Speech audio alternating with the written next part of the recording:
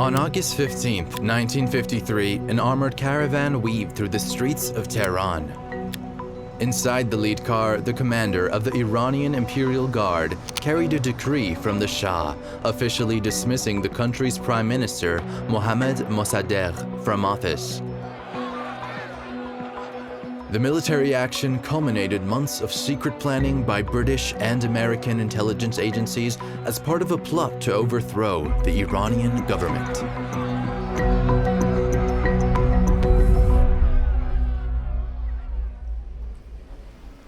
In 1901, Iran's imperial leader granted a British businessman exclusive prospecting rights in what would soon prove to be one of the largest oil fields in the world.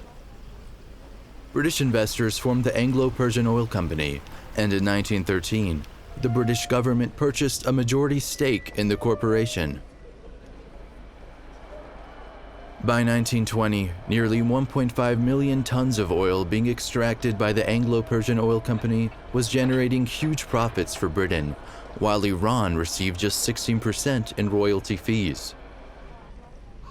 To many within Iran, British control of their country's oil wealth was becoming intolerable.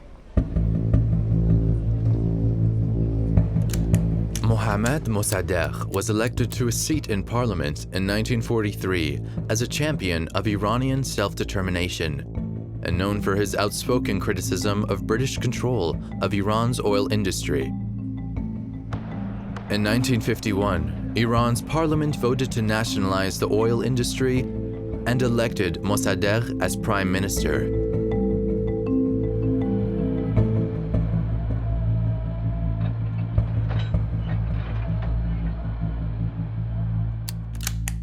The move sent shockwaves across the world. The British responded by freezing Iranian assets held in British banks and imposing economic sanctions. But as those efforts stalled, British intelligence agents began conspiring to overthrow Mossadegh. In early 1953, they found a receptive partner in the newly elected Eisenhower administration, increasingly concerned about communist influence in Iran. At the urging of Secretary of State John Foster Dulles and CIA Director Allen Dulles, President Eisenhower agreed to a covert operation to overthrow Mossadegh and put the Shah in control. The plan was codenamed Operation Ajax.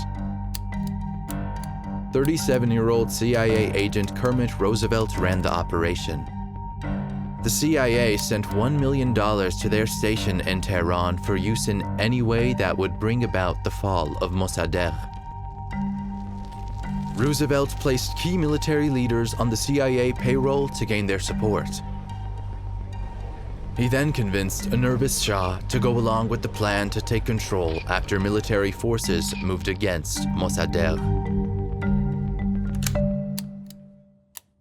Operation Ajax accelerated in the spring of 1953 with an intense propaganda campaign.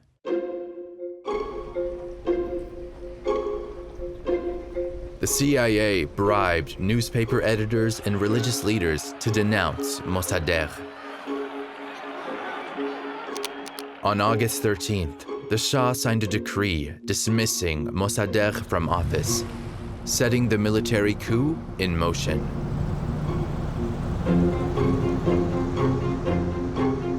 When Mossadegh got wind of the plot, he briefly managed to upend the operation by capturing the military commander sent to arrest him.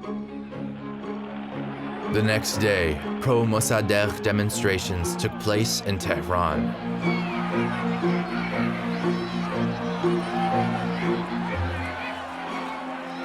The CIA hired thugs to wage pro-Shah demonstrations in response.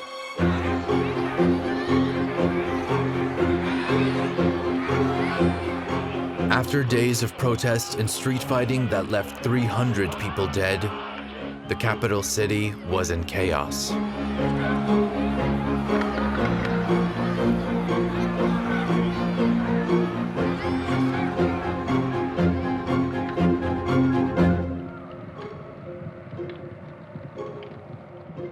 On August 20th, Mossadegh surrendered. An American-backed general became the new prime minister to form a government that expanded the powers of the Shah. Mossadegh was convicted of treason and kept under house arrest until his death on March 5, 1967. An international consortium of oil companies negotiated a revenue-sharing deal with the Shah that gave foreigners contracts to manage and refine Iranian oil. The memory of 1953 would linger in the minds of Iranians for years to come.